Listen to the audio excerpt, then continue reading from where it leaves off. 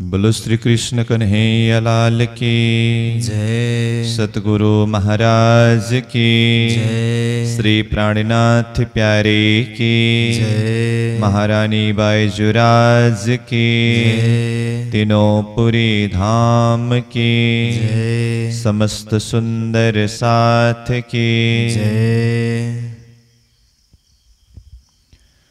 महमत कहे बेशक मोमिनो बेशक बेवरा कमाल फरामोशी में हक का पाया बेशक इशक हाल पाया बेशक इशक हाल सूरत अरस अजीम की बातुनी रोशनी रूह अल्लाह सुभाने भेजिया रूहें अरस अपनी जान पियो प्यारे भेजी रूह अपनी तुम क्यों ना करो पहचान तुम क्यों ना करो पहचान रूह अल्लाह सुभाने भेजिया। अक्षरातीत परब्रह्म परमात्मा धाम धनी श्रीराज जी महाराज के असीम अनुकंपा के द्वारा महमती स्वामी श्री प्राणीनाथ जी प्रणीत यह तारतम सागर दिव्य वाणी, जिस वाणी के अंतर्गत यह खिलवत ग्रंथ, खिलवत का अर्थ एकांत बैठक, उस मूल मिलावा के बैठक के अंदर श्रीराज जी, श्यामा जी और 12,000 आत्माओं के बीच की गुज्य बातें जिस खिलवत वाणी के माध्यम से प्राणीनाथ जी ने जाहिर किया, इस खिलवत वाणी के ऊपर हम कुछ दिनों से चिंतन करते आ रहे हैं, वाणी चर्चा करते आ रहे हैं। तो आज का प्रसंग में हम इसी खिलवत ग्रंथ का 14वां प्रकरण, जिस प्रकरण के माध्यम से कुछ विषय के ऊपर चिंतन करने जा रहे हैं, चर्चा करने जा रहे हैं। तो इस प्रकरण के विषय शीर्षक के ऊपर रखा है सूरत अर्श अजीम की बातुनी रोशनी।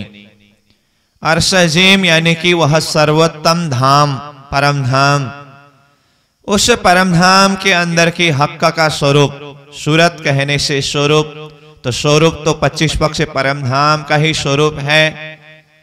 और श्रीराज जी महाराज का स्वरूप, श्यामा जी महारानी की स्वरूप, 12,000 आत्माओं के स्वरूप, श्रीराज जी महाराज के चेतना का विस्तार ही 25 पक्ष परम धाम स्वरूप में विभक्त हुए हैं। और उसके अंदर की बातुनी रोशनी, तो इस विषय के ऊपर प्राणीनाथ जी इस प्रकरण के माध्यम से प्रकाशित कर रहे हैं। तो ऐसे खिलवत वाणी के अंदर हर प्रकरण के द्वारा सार रूप में यही भाव को समझा रहे हैं, यही भाव को दर्शा रहे हैं कि परमधाम के अंदर हम आत्माएं 25 पक्ष परमधाम के सुख में, आनंद में, श्रीराज जी के प्रेम में मदमस्त होते हुए हम आत्माओं ने श्रीराज जी के पातशाही और परमधाम के प्रेम को समझ नहीं सका, तो श्रीराज जी महाराज को खेल दिखाना पड़ा हम आत्माओं को। श्रीराज जी महाराज ने हम आत्माओं को खेल दिखाने के लिए एक नया योजना बनाए और हम आत्माओं को खेल में भेजने के लिए श्रीराज जी महाराज ने पहले तो हमारे दिल में ही खेल देखने के भाव को प्रकट कराया। फिर हम आत्माएं संसार में आकर के ये फरेब का रूप, झूठा भुलौनी के बाजार में आकर के ऐसे बह गए, जलचर मील जलचर भय। संसार में आकर के संसार के जीव का संगत करते करते ब्रह्मात्माएं भी जीव रूप धारण करके बैठी है। तो कई धर्म शास्त्रों के रहस्यों को खुलासा कर करके परमधाम की प्रकाश वाणी के माध्यम से आत्माओं के हृदय में प्रकाशित कर करके आत्माओं को जागृत कराने का प्रयास कर रहे हैं। श्रीराज के उस दिव्य धाम परम धाम मूल मिलाव में आत्माओं को वापस लौटाने की प्रयास कर रहे हैं, जिसके माध्यम से आत्मा पुनः परम धाम के सुख में आनंद में डूब सके। उसके लिए बेशक इलम का प्रसंग, श्री राज्य के हुकुम का प्रसंग, निश्वत का प्रसंग, ईशक का प्रसंग, बहुत सारे प्रसंगों के द्वारा कुल मिलाकर के सार बात यही बात को पकड़ा रहे हैं कि परामर्शी के नींद के अंदर भूली हुई आत्माओं को किस तरह से जागृत कराकर परम धाम का शुद्धि दिलाएं, परम धाम में वापस लौटाएं। जाति स्मरण, हर बार एक ही बात को बार बार याद दिलाने से आत्मा के अंदर वो जागृति आ जाए, तो इसके लिए प्रयास कर रहे हैं। तो ये प्रकरण के अंदर भी सार रूप में श्रीराज जी महाराज के साथ में प्रेम संवाद करके आत्माएं किस तरह से संसार में आए, और ये संसार के अंदर आत्मा आकर के भूली तो धामधनी स्वयं सदगुरु स्वरूप में प्रणिनाथ जी स्वरूप में पधार करके धर्म शास्त्रों की गूढ़ रहस्यों को खुलासा कर करके आत्माओं को किस तरह से जागृत करा रहे हैं, और श्रीराज जी और हम आत्माओं के बीच में वो परम धाम के अंदर कैसे कैसे विषयों के ऊपर किस तरह से संवाद हुई थी। ये क्षण भंगुर संसार को हम अनादि से ही ऐसे ही चलता आ रहा है, और ये संसार ही सब कुछ है करके ऐसे भाव में भूल करके बैठे हुए हैं। ये संसार के अंदर बहुत सारे ऋषि, महर्षि, पैगंबर, तीर्थंकर, अवतारी, मुनि आए, बहुत सारे धर्म ग्रंथों के माध्यम से धर्म ज्ञान की चर्चा हुई, परंतु वो अखंड परम धाम के विषय में, आत्मा और परमात्मा के वो संबंध के विषय में किसी ने भी स्पष्ट रूप में जाहिर करके नहीं कह सका। और ये तारतम ज्ञान के माध्यम से आत्माओं के हृदय में वो परम धाम का प्रकाश प्रकाशित करने का प्रयास करा रहे हैं। और ये तारतम का प्रकाश ऐसा है मुर्दे को भी जिंदा करने वाला। तो ऐसे प्रकाश, ऐसे दिव्य ज्ञान, जैसे प्रणिनाथ जी ने कहा ना, तारतम रस वाणी कर पिलाइए जाको, जहर चढ़िया होए जिमिका सुख होवे ताको। ये तारतम रस को, तारतम की प्रेम को, परम धाम की हर रस या प्रेम को वाणी के माध्यम से जिसको पिलाया जाता है, अथवा वाणी के माध्यम से जो आत्मा इस तारतम का रस पान करती है ना, जहर चढ़िया होए जीविका, संसार का जहर भी चढ़ा हो, जहर चढ़ करके मरणासन्न अवस्था में पहुंचा हो, सुख होवे ताको, उसको भी वो जहर को उतार करके, विष को उतार करके अंग अंग में सुख शीतल संचार करके उसको पुनः अपने असली स्थिति में पहुंचाने वाला ये तारतम का प्रकाश है, इस तरह से बताते हैं। परंतु यहां प्रणिनाथ जी कहते हैं ऐसे दिव्य तारतम के प्रकाश जिसके माध्यम से मुर्दे को भी जिंदा करने वाले ऐसे ताकत है, परंतु इस तारतम के प्रकाश के द्वारा हृदय को प्रकाशित कराने का प्रयास करने पर भी आत्माओं में वो होश नहीं आ रहा है। तो ये माया का असर कितनी बलशाली है, आत्मा को किस तरह से जकड़ करके पकड़ करके रखा है, इस विषय के ऊपर भी प्रणिनाथ जी ये प्रकरण के माध्यम से चिंतन कराते हैं। और आत्माओं को जागृत कराने के लिए तारतम आने से पहले, आत्मा खेल में आने से पहले ही वेद कतेवों के माध्यम से आत्माओं के विषय में किस तरह से संकेत करके, भविष्यवाणी करके अपनी बातें, रहस्यमय बातें शास्त्रों के अंदर रखा है, और जिसका अर्थ स्पष्ट नहीं हो सका था, तो तारतम के माध्यम से उन सारे धर्म शास्त्रों के अर्थ को किस तरह से स्पष्ट किया, इन सारे विषयों के ऊपर भी ये प्रकरण के माध्यम से प्रणिनाथ जी ने खुलासा किया है। और श्रीराज जी महाराज ने ये सब कुछ आत्माओं के लिए क्यों किया, निस्वत को जान करके, संबंध के आधार पर श्रीराज जी आत्माओं के ऊपर कृपा कर रहे हैं, मेहर कर रहे हैं, दया कर रहे हैं। तो फिर आगे बढ़कर के सनबंध के माफक, सनबंध के आधार पर जब श्रीराज जी महाराज ने कृपा करके हम आत्माओं को खेल के बीच में तारतम्य के प्रकाश के द्वारा जागृत करा करके अखंड परमधाम का सुख अनुभव कराने लगे, तो आत्मा अब पूर्ण रूप से जागृत होने के बाद ये खेल के बीच में बैठे बैठे आत्मा किस तरह से परमधाम का सुख अनुभव करने लगती है, और आत्मा की वो स्थिति की बातें, हम कैसे संसार में फंसे हुए थे, भूले हुए थे, परंतु प्रियतम धाम धनी ने हमें कैसा परमधाम का संबंध को पकड़ाया। इस तरह से संसार के उलझन से पार पाकर के परमधाम के सुख में, परमधाम के आनंद में आत्मा डूबने का जो भाव है, इस भाव के ऊपर भी ये प्रकरण के माध्यम से चिंतन कराते हैं। तो ये समग्र रूप में प्रकरण का मुख्य मुख्य सार प्रसंग के ऊपर मैंने कुछ बताया, क्योंकि ये प्रकरण के अंदर कुल 107 चौपाई है। ये खिलवत ग्रंथ का 14वां प्रकरण, जिसके अंदर 107 चौपाइयां हैं। तो हर एक एक चौपाई का अर्थ स्पष्ट करना यहाँ चर्चा से ये तो संभव नहीं है, इसीलिए मैं कुल मिलाकर के प्रकरण के अंदर आने वाले सार भाव के ऊपर कुछ चिंतन करने का प्रयास किया।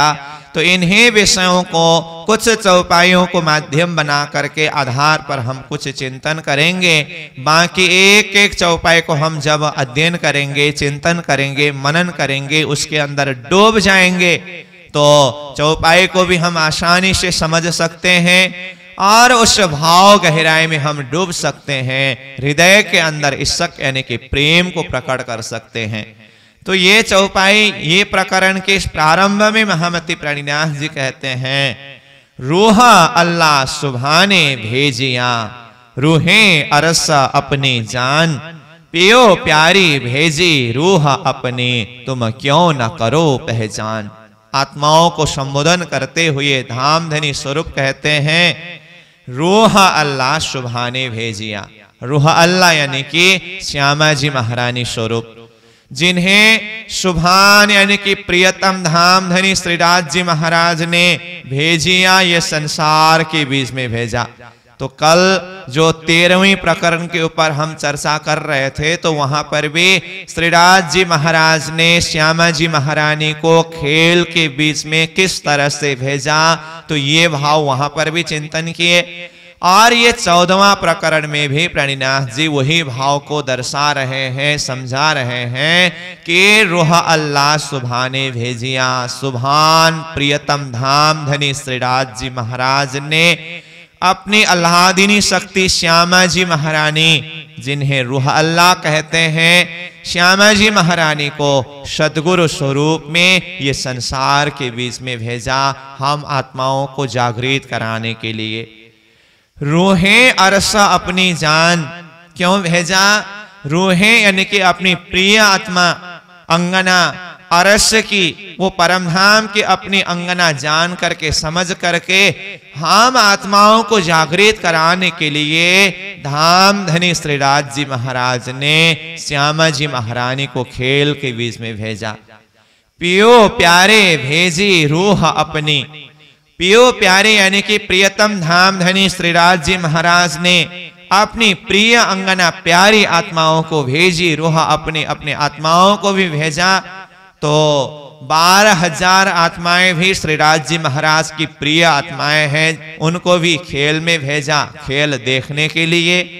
और श्यामा जी महारानी जो रूह अल्लाह स्वरूप है, उनको भी श्रीराज जी महाराज ने हुक्म करके खेल के बीच में भेजा, आत्माओं को जागृत कराने के लिए। तो हम आत्माएं खेल देखने के लिए आए, हमें भी श्रीराज जी महाराज ने ही भेजा है, और श्यामा जी महारानी भी श्रीराज जी महाराज ने ही भेजने से ये खेल के बीच में पधारे, वो हम आत्माओं को जगाने के लिए आए। तो देखिए धाम धनी ने हम आत्माओं के ऊपर किस तरह से कृपा कर रहे हैं, मेहर कर रहे हैं। हम खेल देखने के लिए आए, तो हमें जागृत कराने के लिए श्यामा जी महारानी को भेजा। तो कहते हैं आगे, तुम क्यों ना करो पहचान। हे आत्माओं, तुम अपने आप को क्यों पहचान नहीं करते हो? और तुम्हें जागृत कराने के लिए श्यामा जी महारानी स्वरूप सद्गुरु स्वरूप में पधारे हैं, तारतम ज्ञान के माध्यम से तुम्हें वो परम धाम का सुख दे रहे हैं, तुम्हें अपने आप को आत्मा स्वरूप में पहचान करा रहे हैं और तुम्हारा संबंध परम धाम में श्रीराज जी महाराज के साथ में है, ये बात को समझा रहे हैं। तो तुम क्यों न करो पहचान, तुम इस चीज को क्यों पहचान नहीं करते हो? तो पहचान करना किसका? अपने आप को पहचानना होगा सबसे पहले तो। और हमें जागृत कराने के लिए धामधनी स्वरूप श्यामा जी महारानी स्वरूप किस तरह से हादि के स्वरूप में सदगुरु स्वरूप में पधारे हैं, सदगुरु स्वरूप का पहचान करना होगा। तारतम ज्ञान की प्रकाश को भी महत्व को समझना होगा और इसका सार प्रियतम धाम धनी श्रीराज जी महाराज जो हमारे महबूब है, जो हमारे मालिक है, जो हमारे प्रियतम है, उनको पहचान करना होगा। परंतु आत्माओं को कहते हैं, हे आत्माओं तुम क्यों न करो पहचान। सद्गुरु स्वरूप आकर के तारतम के प्रकाश के द्वारा इतना समझाने पर भी तुम क्यों पहचान नहीं करते हो? जरा सा होश संभालो, विवेक विचार रूपी आंख को खोलो, अपने आप को जानो, धनी को जानो, धाम को जानो, पहचानो। बार बार इस तरह से प्रियतम धाम धनी इस वाणी के माध्यम से हम आत्माओं को संबोधन कर रहे हैं। तो देखिए, हम आत्माएं संसार में आकर के ऐसे फरेब, ऐसे झूठा संसार में फंस गए, ये संसार का रंग में हम रंग गए। धाम धनी स्वरूप हमें जागृत कराने के लिए आए, परंतु हमें उसका कोई ख्याल नहीं है, उसका कुछ शुद्धि नहीं हो रहा है। तो धाम धनी हम आत्माओं के ऊपर कितनी कृपा कर रहे हैं। आरवाहें जो अरस की सो उर्जिया माहे फरेब, सो सुरजाइया पट खोल के कहे हकीकत वेद कतेब। देखिए दूसरे नंबर चौपाई में कहते हैं अरवाहें जो अरस की, अरवाहें यानी कि आत्माएं, परम धाम की आत्माएं जो ब्रह्मा आत्माएं हैं, जिन्हें सखी कहा, सैया कहा, ब्रह्म सृष्टि कहा, सुहागिन कहा, उन्हीं आत्माओं को यहाँ अरवाहें जो अरसकी करके परम धाम की आत्माएं शब्द के द्वारा संबोधन किया है। तो जो परम धाम की आत्मा है सो उर्जिया माहे फरेवा, फरेब यानी कि ये झूठा संसार के अंदर उलझे हुए हैं, भूले हुए हैं। तो ये संसार के अंदर भूली हुई आत्माओं को फिर से जागृत कराने के लिए धामधनी ने क्या किया? आगे कहते हैं सो सुरझाइया पट खोल के, ये संसार के माया के बाजार के अंदर उलझी हुई आत्माओं को, भूली हुई आत्माओं को ये उलझन से सुलझाने के लिए, ये बंधन से बंधन मुक्त कराने के लिए प्रियतम धाम धनी पाट खोल के, पर्दा को खोल करके हमें सचेत करा रहे हैं। तो पाट खोलना मतलब सबसे पहले तो हमें अपने हृदय की पट को खोलना होगा। धामधनी हमारे हृदय की पट को खोल रहे हैं कि हे आत्माओं, तुम ये शरीर को धारण करके खेल को देख रहे हैं, परंतु तुम ये संसार के नाशवंत जीव नहीं हो।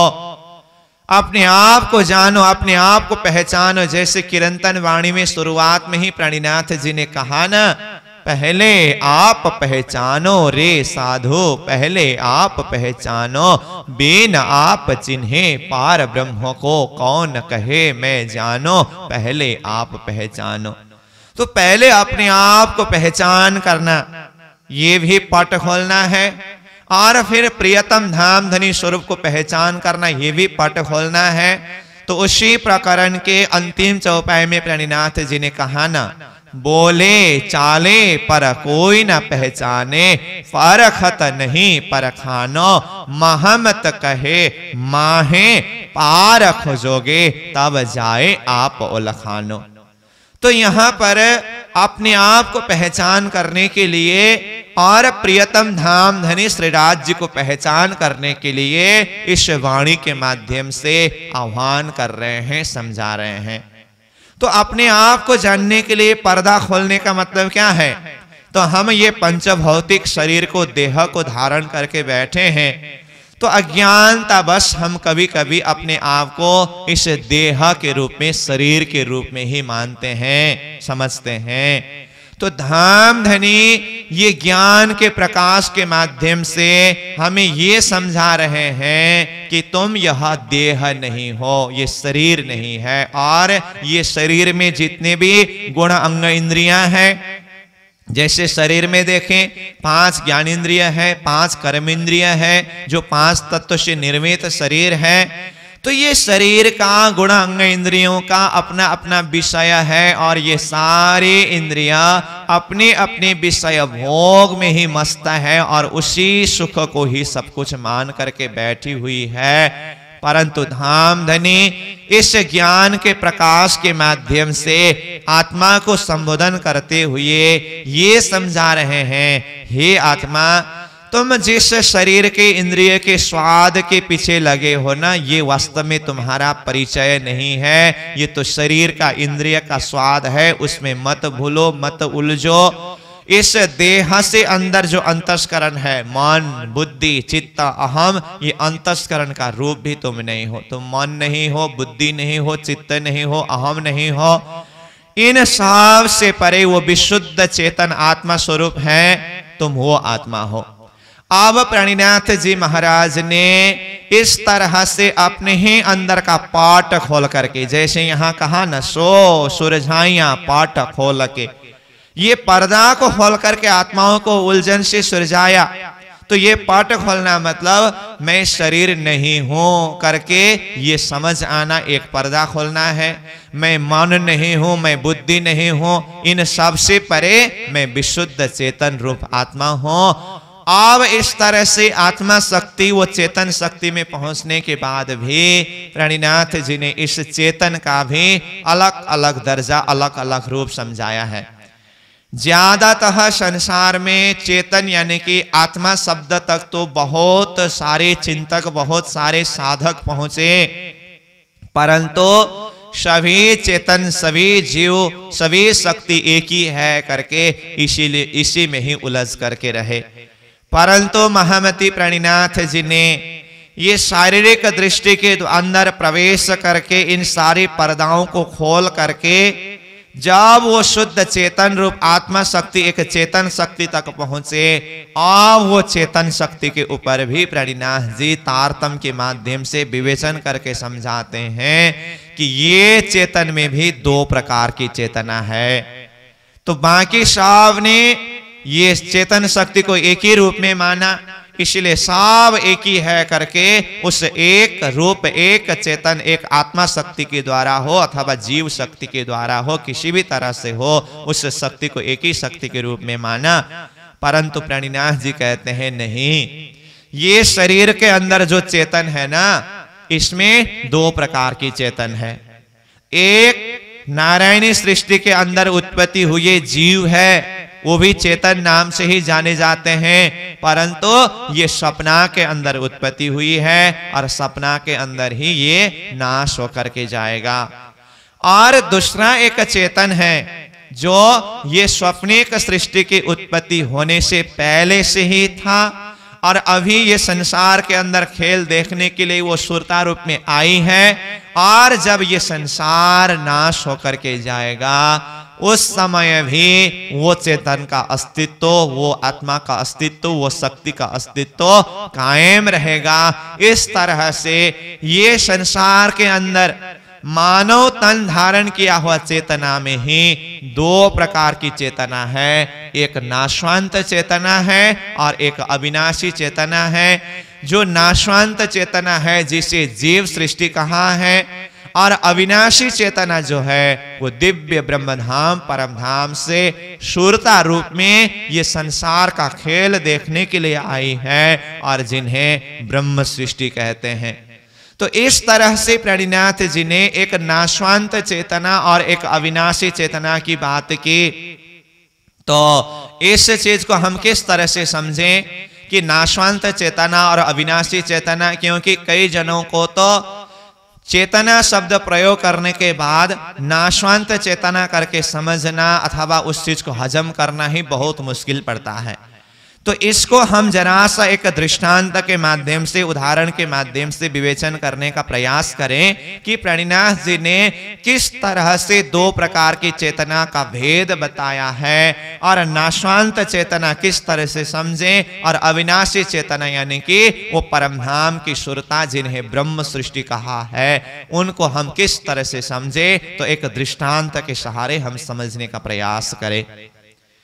तो एक समय में क्या हुआ, एक शहर में एक जादू वाला आने वाला था और जादू वाला आकर के जादू दिखाने का कार्यक्रम था। तो जादू वाला आकर के जादू दिखाने के लिए एक बड़ा सा पंडाल बनाया और जिसके अंदर सुंदर मंच भी सजाया है और कुर्सी सजाया है, ऊपर पंखा है, सारे प्रबंध है। आप विचार करिए ना, अब कुछ कार्यक्रम आयोजन करते हैं तो उसके लिए सारी प्रबंध किस तरह से करते हैं। तो ऐसे ही एक जादू दिखाने का एक कार्यक्रम के लिए सारी प्रबंध सब कुछ तैयारी की गई और मानो दिन के 4 बजे से, अब वो मतलब संध्याकालीन 4 बजे के समय से वो जादू दिखाने का था।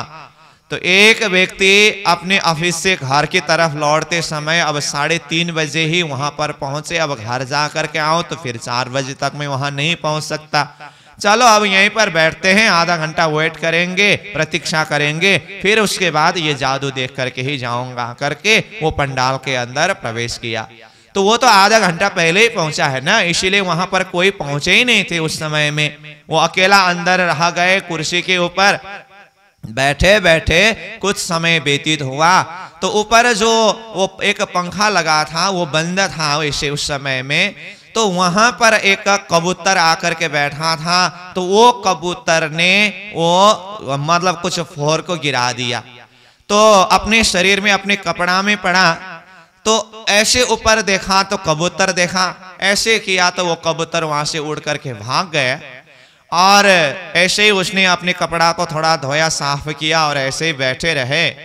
कुछ समय व्यतीत हुआ। अब जादू दिखाने वाले जादूगर भी आ गए और वो दर्शक लोग जो जादू देखने के लिए आने वाले थे वो लोग भी सब आ गए।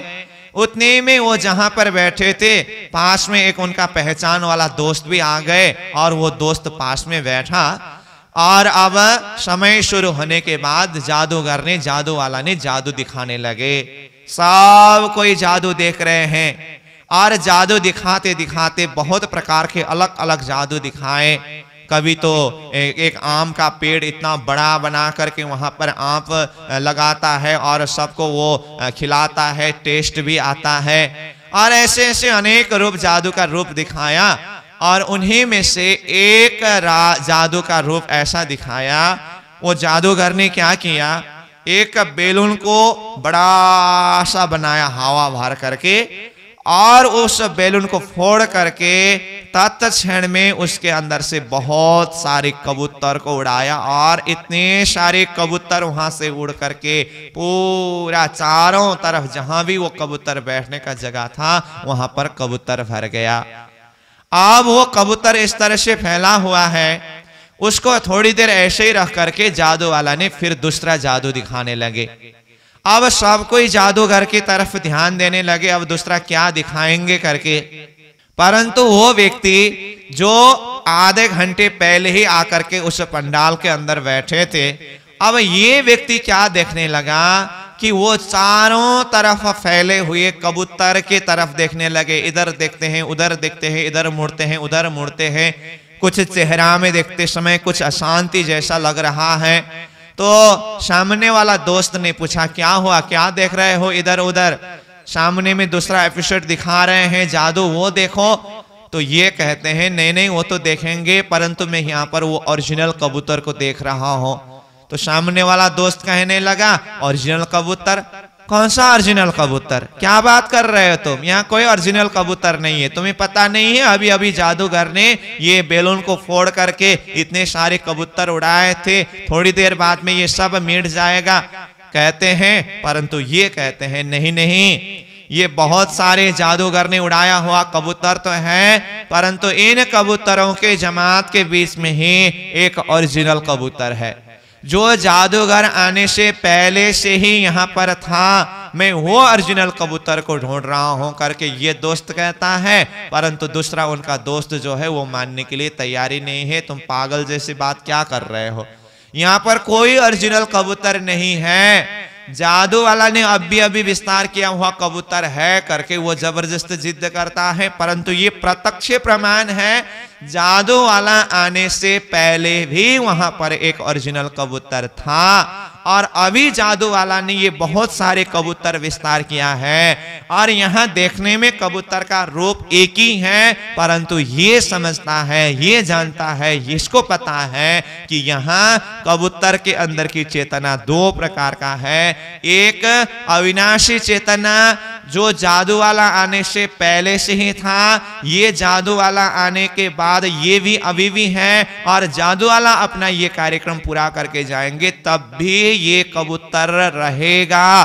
परंतु ये जादू वाला ने कुछ क्षण दिखाने के लिए बनाया हुआ कबूतर है, ये नाश होने वाला है। तो इस तरह से कबूतर के अंदर ही दो प्रकार का चेतना ये समझ रहा है, जान रहा है, परंतु सामने वाला दोस्त मानने के लिए तैयार ही नहीं है, वो तो सब कबूतर एक ही है करके मानता है। तो ये दृष्टांत है।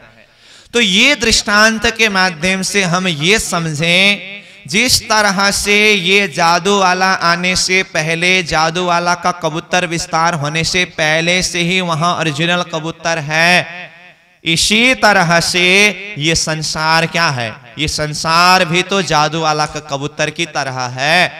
तो महामती प्राणीनाथ जी ने ये संसार का रूप को समझाते हुए कहा ना कि जिस तरह से जादू वाला कबूतर को विस्तार करके ये जादू को दिखाता है, इसी तरह से धामधनी ने अपने हुकुम शक्ति के माध्यम से ये संसार जगन्नाटक जादू वाला की कबूतर की तरह विस्तार करके हम आत्माओं को दिखा रहे हैं। तो यही उदाहरण प्राणीनाथ जी वाणी के माध्यम से प्रकाशित करते हैं। बनाए कबूतर खेल के, ज्यों दिखाए दुनिया को, यों दिखाई सतगिरों को, ये जो पैदा कुंड सो। कहने का अर्थ क्या हुआ, बनाए कबूतर खेल के, जिस तरह से खेल में जादू वाला कबूतर बना करके दिखाता है ना, ज्यों दिखाए दुनिया को, जिस तरह से दुनिया वालों को दिखाता है वो जादू का रूप, यों दिखाए सतगिरों को, इसी तरह से सतगिरों परमधाम के ब्रह्म सृष्टियों को भी ये जादू वाला का कबूतर रूप का खेल दिखाया है। ये जो पैदा कुन्ना खुदा यानी कि परमात्मा ने जब हो जा यानी कि एक हम बहुश्याम कह करके ये जादू वाला ने कबूतर को विस्तार किया है, जैसा ही ये अनंत जीव सृष्टि का विस्तार किया। ये सब जादू वाला के कबूतर की तरह नाशवंत चेतना है और वो चेतना परमधाम की ब्रह्म आत्माएं जब ये नाशवंत चेतना रूप जादू वाला का खेल रूप जीव सृष्टि का उत्पत्ति और विस्तार ही नहीं हुआ था, अक्षर ब्रह्म के स्वप्ना का स्वरूप आदि नारायण की उत्पत्ति ही नहीं हुई थी और आदि नारायण ने एक होम बहुश्याम करके सृष्टि का विस्तार ही नहीं किए थे, तब वो शुद्ध चेतन दिव्य परमधाम की शुरता परमधाम के अंदर थे। इसीलिए तो प्राणीनाथ जी कहते हैं ना, ना ईश्वर ना मूल प्रकृति ता दिन की कहूं आपा बीती। मैं वहां से अपनी बात को प्रारंभ कर रहा हूं, जब ईश्वर और प्रकृति भी नहीं था, ता दिन की कहूं आपा बीती। उस दिन हमारे ऊपर बीती हुई बातें, वो प्रसंग को मैं बताता हूं। तो जब ईश्वर ही नहीं था, जब प्रकृति ही नहीं था, तो उस समय में सृष्टि कहां थी? तो जब सृष्टि ही नहीं थी, उस समय में हमारे बीच में जो बातें हुई थी वो बात मैं बताने जा रहा हूं। मतलब वो कहां की बात है, किसकी बात है? वो दिव्य परमधाम के अंदर हम आत्माएं श्रीराज जी महाराज के साथ में, श्यामा जी महारानी के साथ में, वो 25 पक्ष परमधाम में क्या कुछ लीलाएं करते थे, ये सारी लीलाओं की बातें ये हमारी आपा बीती है। तो परमधाम की आत्माएं जो है ना, जब ये सृष्टि की उत्पत्ति ही नहीं हुई थी, तब भी वो परमधाम की आत्माएं दिव्य परमधाम के अंदर विद्यमान थे। जादू वाला ने ये जादू को विस्तार करने की तरह अक्षर ब्रह्म के माध्यम से स्वप्निक रूप में सृष्टि का उत्पत्ति करा करके विस्तार किया हुआ ये अनंत रूप जीव जो है ये जादू वाला की कबूतर की तरह है। और इसी खेल को देखने के लिए परमधाम से ब्रह्मात्माएं सुरता रूप में ये संसार में आए हैं। अब देखिए तो जैसे उदाहरण में हमने कहा कबूतर का रूप देखने के लिए तो एक ही है, परंतु अंदर की चेतना के हिसाब से देखते समय वहां दो प्रकार की चेतना है, एक नाशवंत चेतना है और एक अविनाशी चेतना है।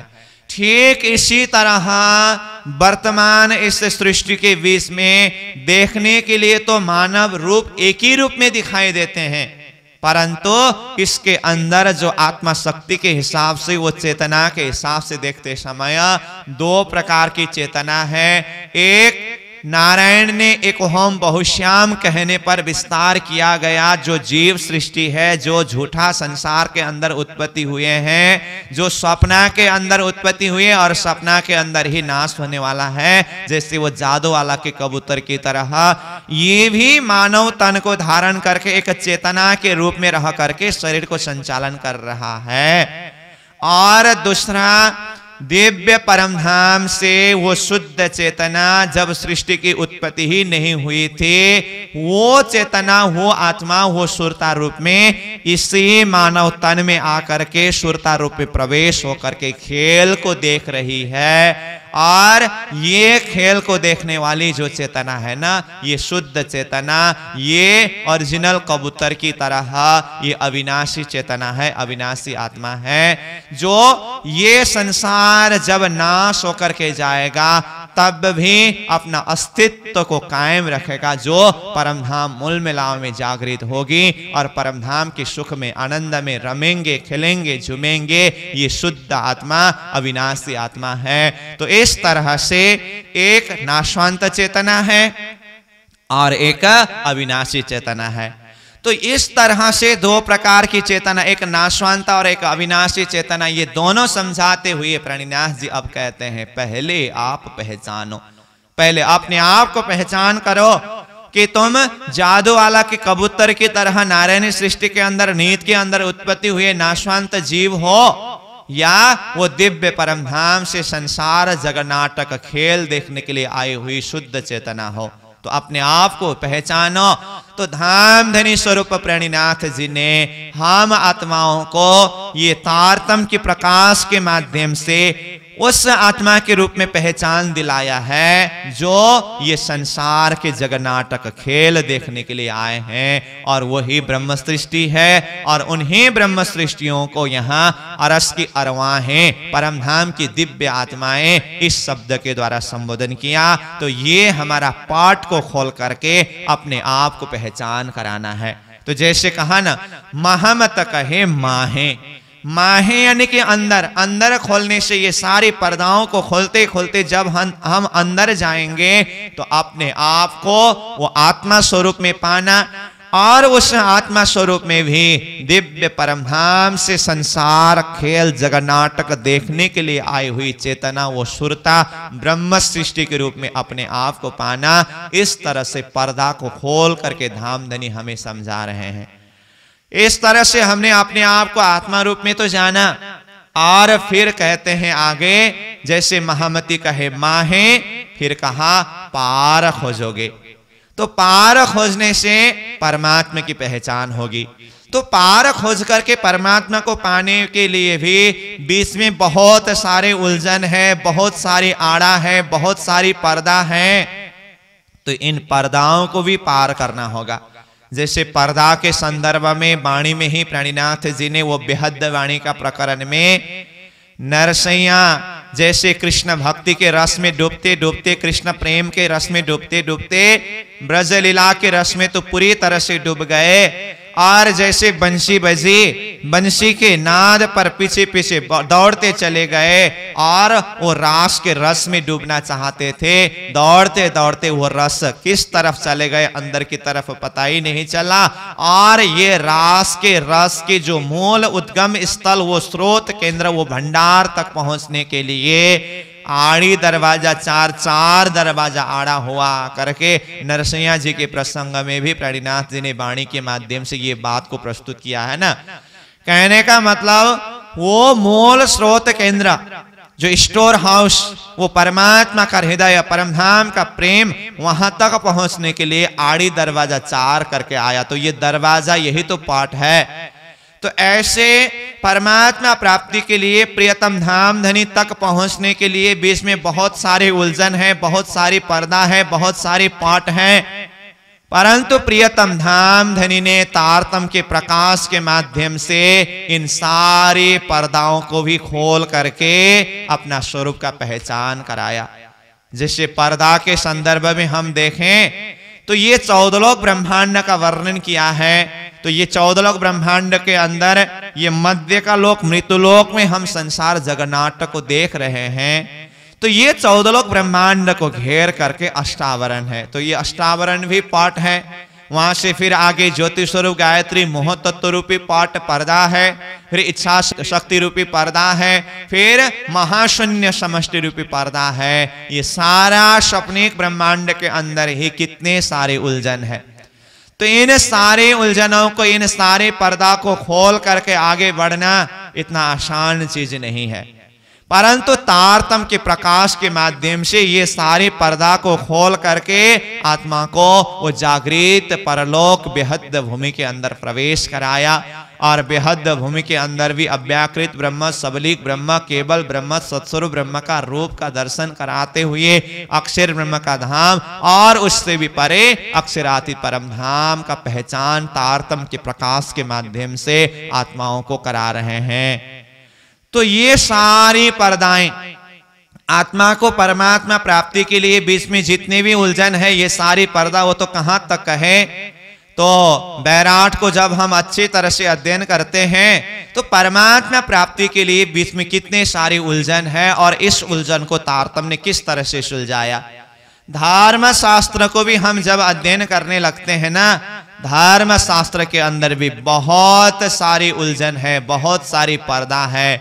वैसे शास्त्र में ही तो उलझन नहीं है, शास्त्रों में तो सांकेतिक रूप में गुज्य बात परमात्मा की ही आवेश शक्ति ने रखा है, परंतु वो शास्त्र के गूढ़ रहस्य को समझने की जागृत बुद्धि न होने के कारण बीच में बहुत सारे उलझन खड़ा हो जाता है। उस उलझन को सुलझाना इतना आसान बात नहीं है। तारतम के प्रकाश के माध्यम से धाम धनी ने कृपा करके ये सारे संसार के जो पर्दा है, उलझन है, इसको भी सुलझाया और धर्म शास्त्रों के अंदर की जो पर्दा है, उलझन है, उसको भी सुलझाया। तो यहाँ पर कहते हैं सो सुरझाइया पट खोल के कहे हकीकत वेद कतेब।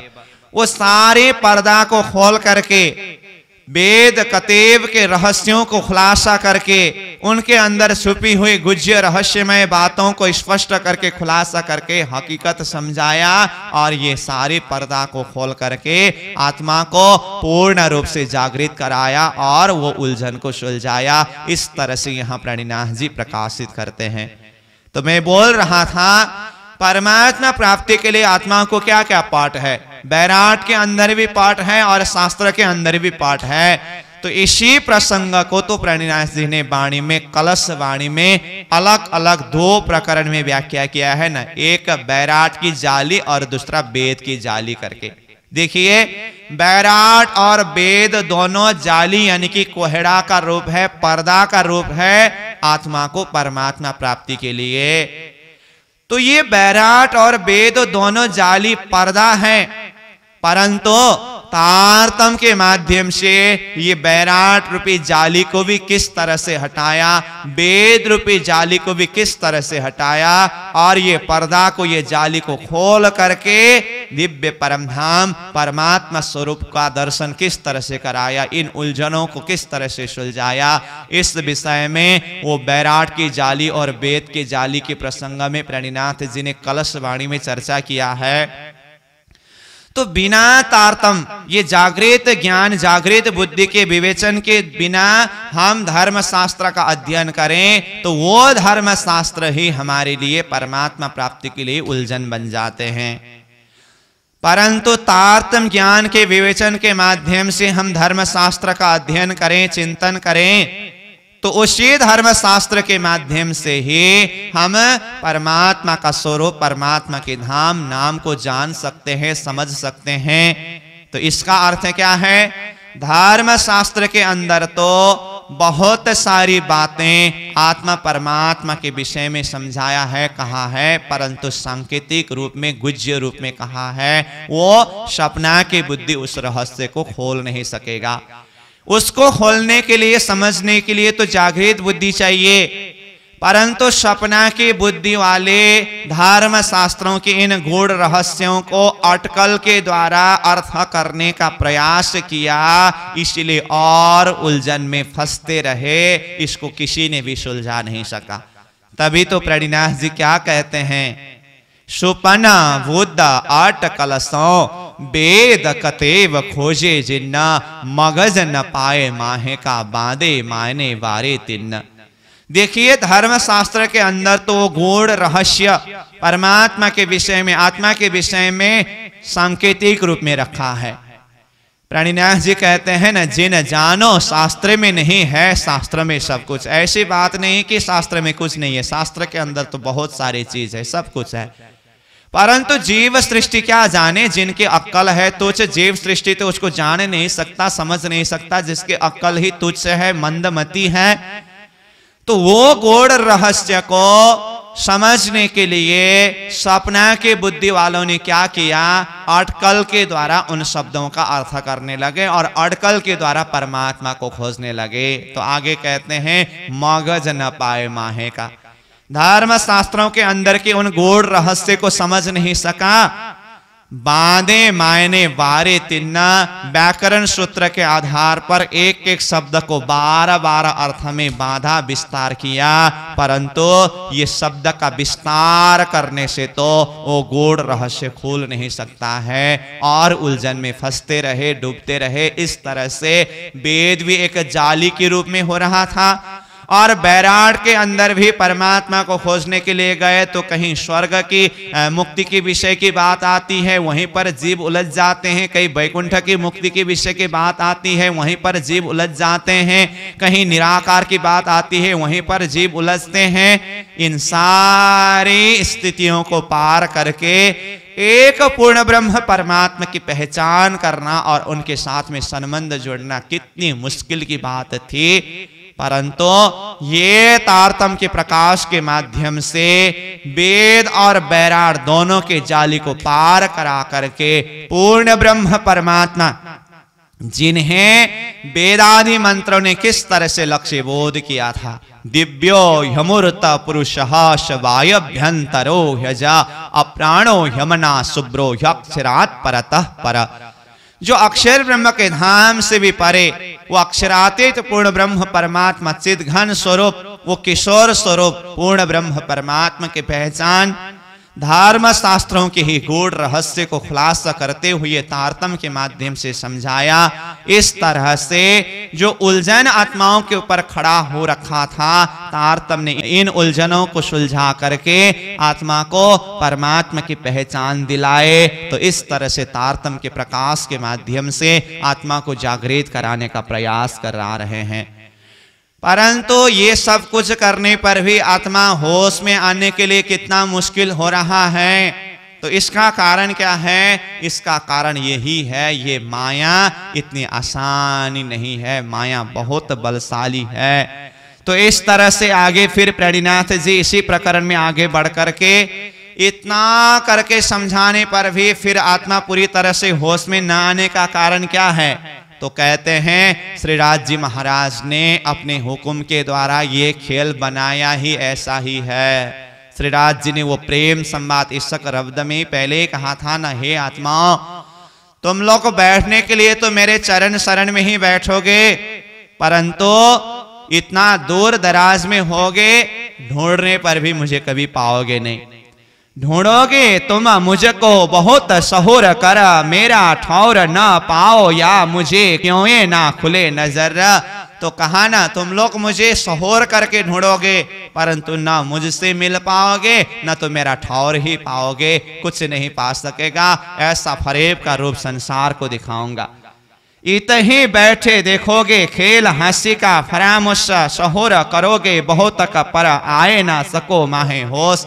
यहीं मेरे चरण शरण में बैठ करके खेल को देखोगे, बहुत सहोर करके ढूंढोगे, खोजोगे, पाने का प्रयास करोगे, परंतु आत्माओं विचार करना तुम लोग होश में नहीं आ पाओगे, माया इतनी बलशाली होगी करके धामधनी ने पहले ही आत्माओं को जिस तरह से समझाया, आज वही स्थिति हो रही है।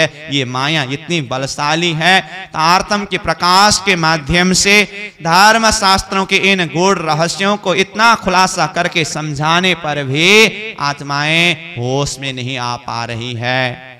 तो जब धामधनी ने आत्माओं को इस तरह से कहा कि मेरे चरण शरण में रहोगे परंतु मुझे तुम लोग सहोर करके ढूंढने पर भी नहीं पाओगे, माया इतनी बलशाली होगी करके समझाते समय हम आत्माएं परम धाम में एक आपस में अंग लग करके बैठे और धनी को कहा, देखिए धामधनी श्रीराज जी महाराज, हम यहाँ से जब शरीर से तो अंग से तो अलग नहीं हो रहे हैं, तो दिल से हम कैसे अलग होंगे, इसीलिए हमें माया कुछ नहीं कर सकेगी। तो सखियां अपनी तरफ से कहने लगे, जिस भाव को यहाँ प्रणिनाथ जी दर्शाते हैं, अंग जुदे ना होए सके तो क्यों होए जुदे दिल, एक जरा जुदे ना होए सके अंग यों रहे हिल मिल। परम धाम में हम आत्माओं ने कहा, हम अंग से शरीर से तो अलग नहीं हो रहे हैं, तो क्यों होवे जुदे दिल, दिल से अलग कैसे होंगे,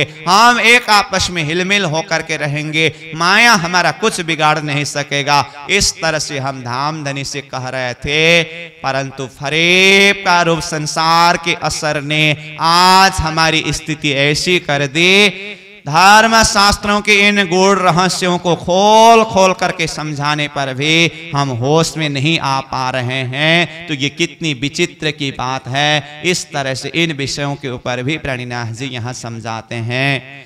तो आत्मा ऐसी विशुद्धि अवस्था में भूल करके बैठी हुई अवस्था में भी प्रियतम धामधनी श्रीराज जी महाराज ने अपने आत्माओं के साथ में जो संबंध को जान करके इलम लेकर के यहाँ आए, ज्ञान लेकर के यहाँ आए, और किस तरह से कृपा करके ज्ञान के द्वारा समझ दे करके परम धाम का लज्जत अनुभव करा रहे हैं, फरामोशी से जागृत करा रहे हैं। इस बात के ऊपर भी खुलासा करते हैं, इना झूठी जिमी में बैठाए के दिखाई हक बक्का निश्वत्ता, मेहर करी रूहों पर देने अरस लज्जत। देखिए तो हम आत्माओं के अंदर तो ये फरामोशी का रंग ऐसे चढ़ गया, परंतु धामधनी ने इन झूठी जिमी में बैठाए के, इस झूठा संसार के अंदर बिठा करके भी देखाई हक बक्का निश्वता। प्रियतम धामधनी ने वो अखंड परम धाम और परमात्मा के साथ के संबंध को समझाया, पकड़ाया।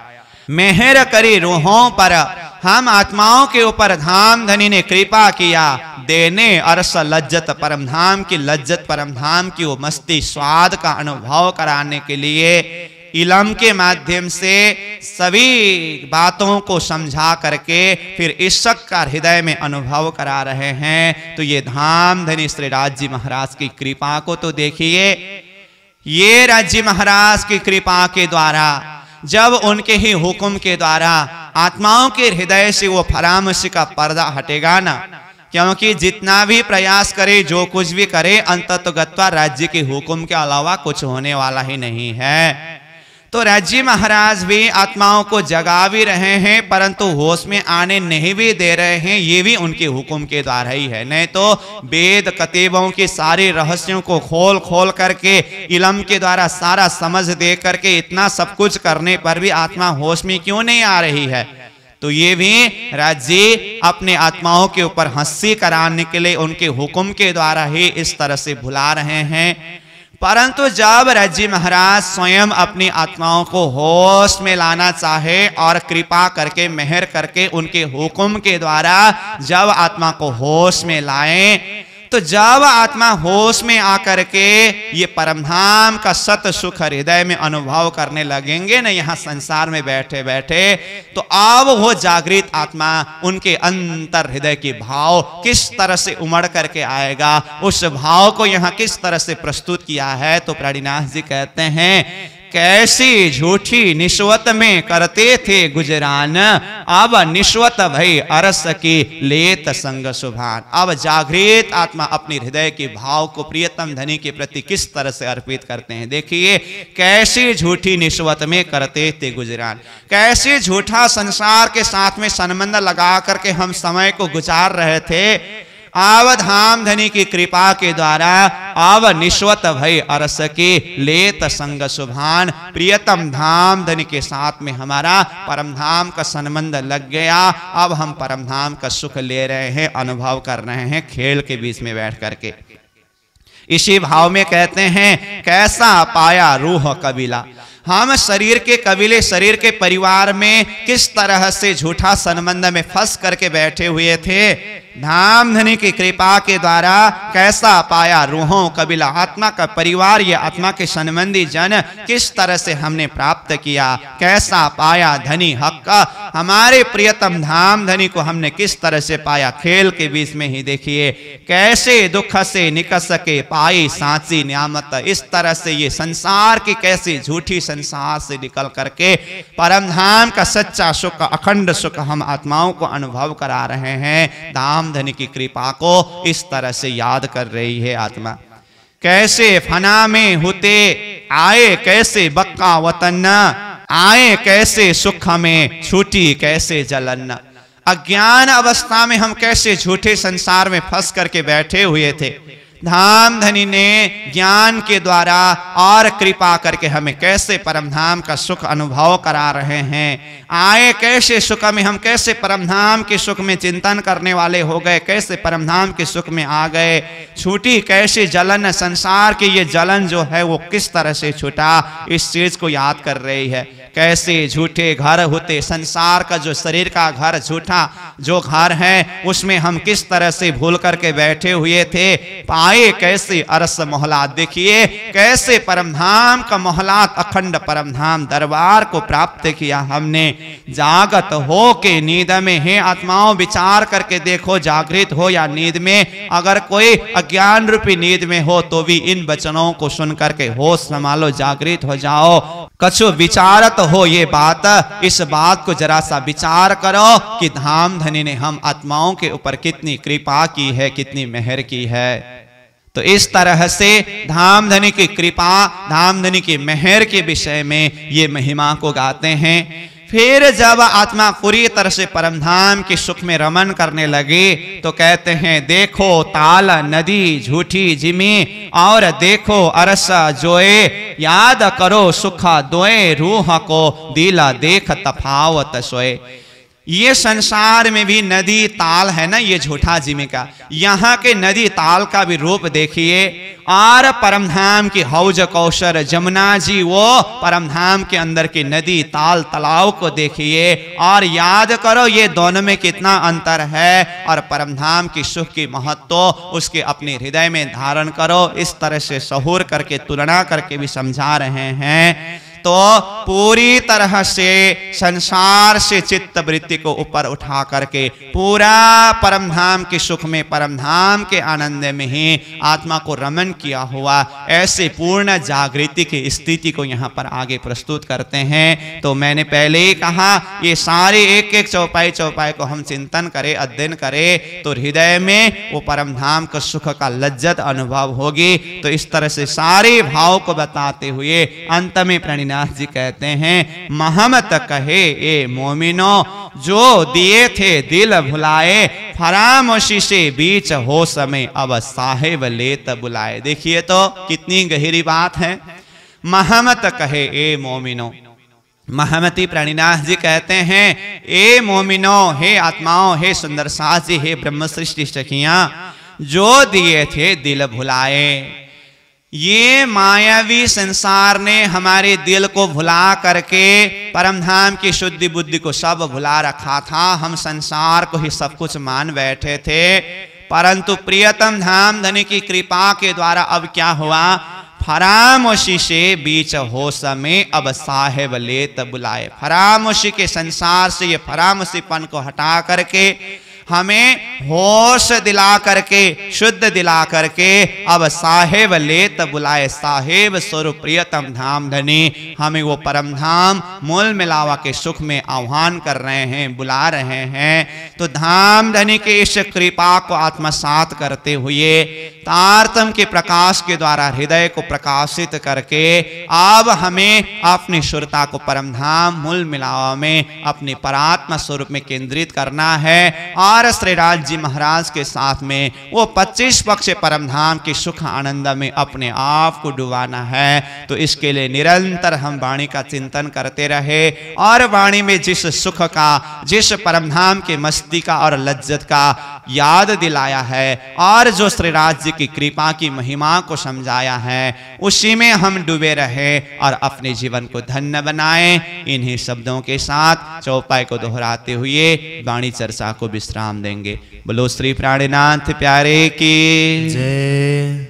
महमत कहे ए मोमिनो, महामत कहे मोमिनो, जो दिए थे दिल भुलाए, जो दिए थे दिल भुलाए, फरामोश से बीच होश में, फरामोश से बीच होश के, अब साहिब लेत बुलाए, अब साहिब लेत बुलाए, अब साहिब लेत बुलाए, अब साहिब लेत बुलाए। बोलो श्री सद्गुरु महाराज की जय। श्री प्राणनाथ प्यारे की जय। प्रणाम।